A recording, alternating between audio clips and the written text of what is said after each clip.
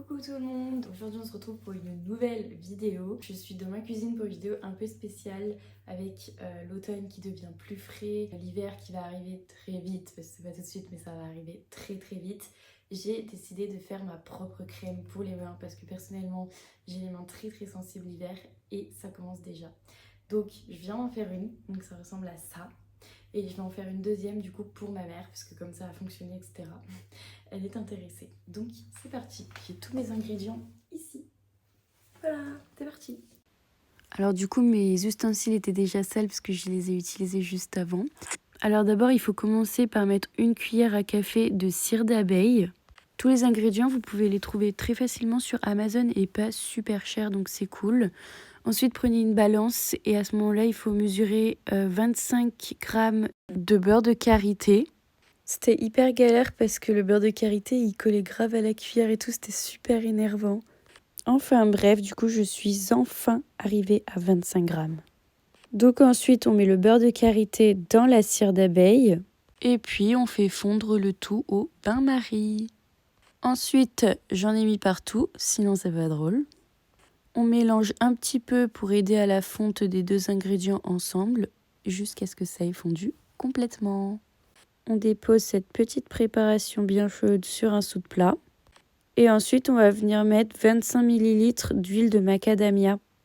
Et ensuite, on mélange bien le tout pour que les ingrédients se mêlent bien ensemble.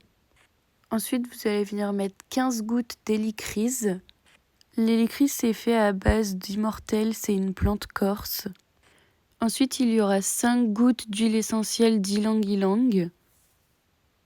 Encore une fois, on mélange bien pour que ça se mêle bien. Et pour finir, 3 gouttes de vitamine E et on mélange bien la fin de préparation. Et on verse la préparation dans un pot avec un entonnoir adapté. Ne faites pas comme moi. Ok, alors du coup j'ai terminé ma petite crème, donc si jamais vous comptez refaire cette préparation, je vais vous donner des conseils. Alors tout d'abord je vous déconseille de prendre un pot comme celui-ci parce que tout simplement quand on appuie, il se passe rien. Ça sort pas du tout, donc si je veux m'en servir il faut que je dévisse et que je prenne comme ça et que je mette direct sur mes mains. Donc voilà. Après elle a une texture plutôt crémeuse, franchement elle s'est bien crémée et elle a l'air, genre franchement il n'y a pas besoin d'en mettre beaucoup. De sa texture, elle a l'air d'hydrater super bien. Moi j'en mets surtout sur le dessus de la crème parce que c'est surtout sur le dessus que j'en ai besoin. Et franchement ça sent plutôt bon. C'est l'odeur de l'hélicryse qui fait cette odeur. Et voilà, et elle n'est pas non plus trop grasse après au toucher, genre franchement ça va. Donc du coup, voilà, c'est plutôt cool. Et ensuite, je vous déconseille surtout de faire ce que j'ai fait pour mettre dans ce pot. Ou alors ayez un entonnoir de la bonne taille parce que c'était vraiment super galère. Et du coup, malheureusement, j'ai perdu la moitié de la préparation. Là, ça se voit pas parce que du coup, il y en a juste de partout. Mais en fait, c'est sur les bords. C'est pas à l'intérieur, genre il n'y a rien du tout. Donc du coup, j'ai clairement perdu la moitié de la préparation.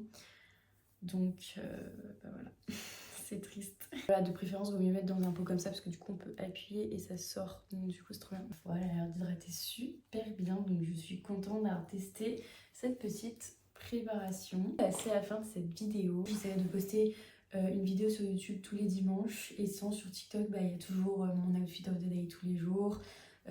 Des hauls de temps en temps, des idées de tenue, etc. Enfin bref, voilà, je suis toujours très active sur TikTok. Je vous fais plein de bisous.